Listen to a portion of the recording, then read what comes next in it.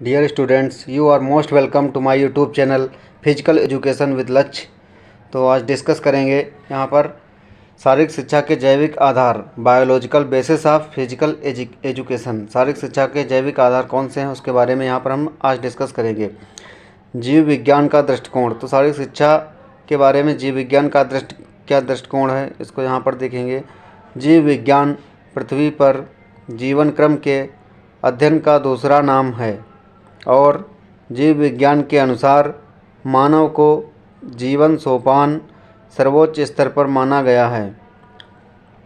दूसरी बात यह भी है कि इस शिखर पर पहुंचने के लिए मानव को भिन्न भिन्न अवस्थाओं से गुजरना पड़ता है। शेष जीवों की भांति मानव की भी एक जैविक सत्ता है, उसका एक श्रमिक इतिहास है। मनुष्य की जीवन लीला गर्भाधान के समय से प्रारंभ हो जाती है। कितनी विचित्र सी बात है, लगती है कि एक छोटे से निश्चित अंडे एग से धीरे धीरे बढ़ते हुए कई अवस्थाओं से गुजरते हुए एक निश्चित अंडा संपूर्ण मानव का रूप धारण कर लेता है। मनुष्य के अस्तित्व का आधार उसका शरीर ही है तथा इस संसार में जब तक वह जीवित रहता है वह अपने शरीर की प्रक्रियाओं के कारण अपनी लक्ष्य सिद्धि करता है। जीव विज्ञान ने इस शरीर के विषय में कई अद्भुत खोजों से हमें अवगत कराया है। तो यहाँ तक, इसके आगे आपको बताना चाहेंगे, अगर आपने हमारा चैनल सब्सक्राइब नहीं किया है तो प्लीज़ हमारे चैनल को सब्सक्राइब कर लीजिए और शेयर कर दीजिए, जिससे कि कोई भी नोटिफिकेशन आए तो आपको मिल सके, और बेल प्रेस करके ऑल पर ओके कर लीजिए। अगर कोई भी नोटिफिकेशन हो या कोई भी वीडियो अपलोड हो तो उसकी सूचना आप तक पहुंच सके। नेक्स्ट देखते हैं। अभी इन्हीं अद्भुत खोजों से प्राप्त तथ्यों के आधार पर बने सिद्धांतों को हम शारीरिक शिक्षा की नींव के महत्वपूर्ण तथ्य मानते हैं।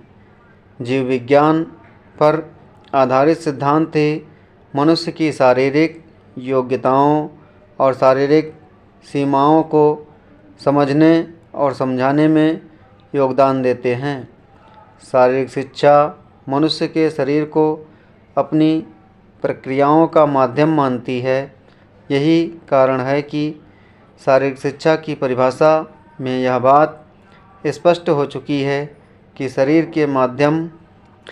को माध्यम मानकर दी जाने वाली शिक्षा ही वास्तविक शारीरिक शिक्षा है। आज के इस मशीनी युग में मनुष्य के आराम के इतने साधन हो गए हैं कि मनुष्य अपने शरीर से कम काम ले रहा है। हम यह भलीभांति जानते हैं कि अगर शरीर के किसी अंग का उचित उपयोग नहीं किया जाएगा तो उस अंग के परिमृत होने की संभावना बनी रहती है।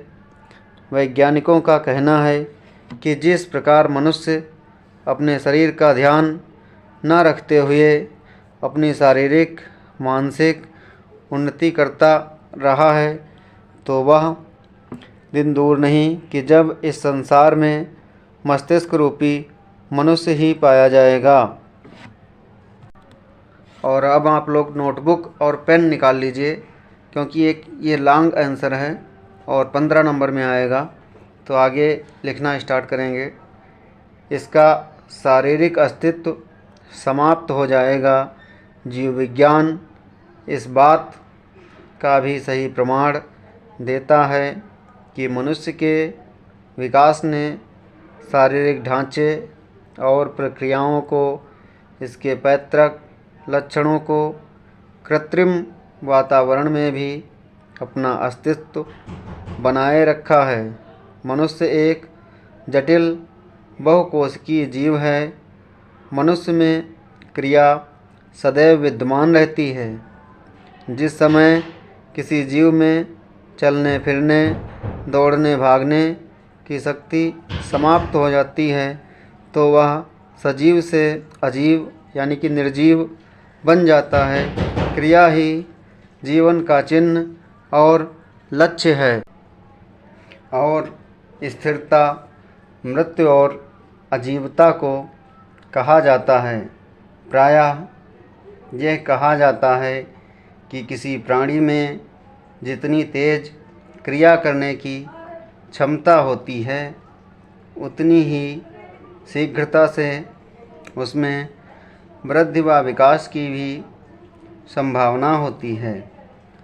यदि उस प्राणी को दूसरी सामग्री जैसे पौष्टिक आहार, अच्छा वातावरण आदि ठीक ढंग से उपलब्ध होते रहें तो इसे प्रकृति का एक अद्भुत चमत्कार ही कहना चाहिए कि जैसे पुरुष के स्पर्म और स्त्री के अंडे ओवम का मिलन होता है तो युक्ता जाइगोट के रूप में एक नवजीवन की आधारशिला रखी जाती है। तो पुरुष के स्पर्म और स्त्री के अंडों से मिलकर के क्या बनता है, जाइगोट बनता है। और जो सेल्स होती हैं वो पहले 2 में विभाजित होती हैं, फिर 4 में विभाजित होती हैं, उनमें विभाजन होता है और विभाजन के फलस्वरूप सेल्स से मिलकर के टिश्यू बनते हैं और टिश्यू से मिलकर के अंग बनते हैं, अंगों से मिलकर के मानव शरीर का निर्माण होता है। तो आगे देखते हैं। उसी समय से एक मनुष्य के बनने की क्रिया आरंभ हो जाती है और भिन्न भिन्न कोशिकाओं का अस्तित्व बनता जाता है।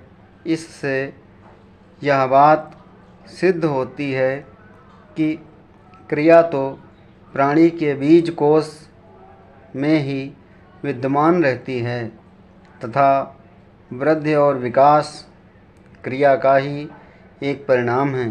यदि प्राणी में प्रारंभ से क्रिया ना होती तो ना तो उसके जीवन का और ना ही उसकी वृद्धि का और विकास का कोई प्रश्न उठता।